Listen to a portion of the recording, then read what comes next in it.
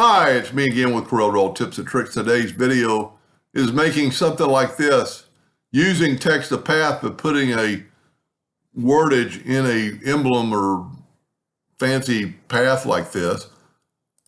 So I just typed out the word CorelDraw. This is just a path. It doesn't matter what size. I'm going to go to text. Grab my text first. Go to text and fit text to path. And I'm going to put it in the center. As you can see, it kind of snapped to the center. Now, let's put a 2-point line holding down the control button and then hit P.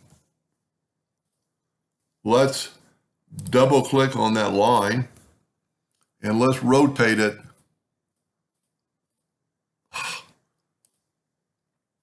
Let's rotate it right to that W.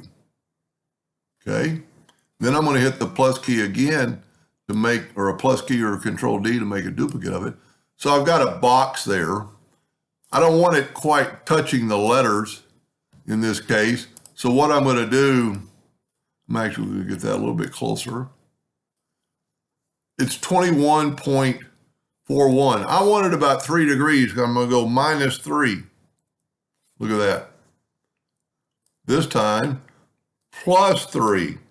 So it doesn't matter what the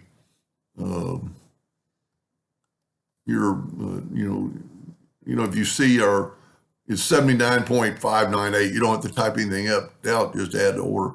Then select it all and go to object and break the 4 objects apart. I'm going to set I've got my nudge factor set on 10 inches. I'm going to move that out of the way. I'm going to take my virtual segment delete key and cut out that section of the line. I'm going to take that and delete it, and that and delete it, and then I can bring this back in.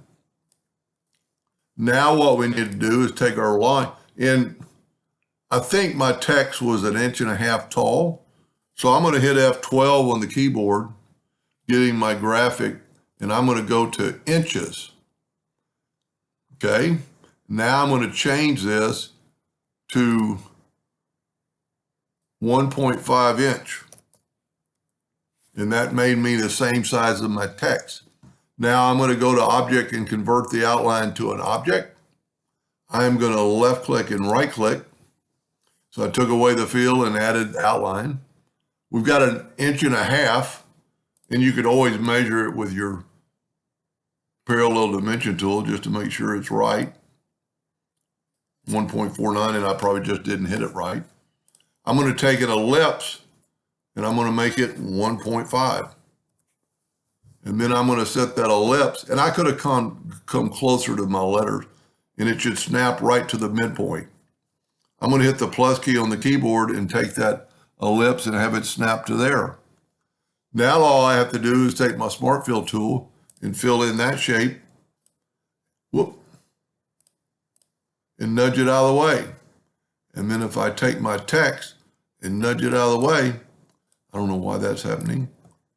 You've got your text basically evenly inside. I might be a little bit tall.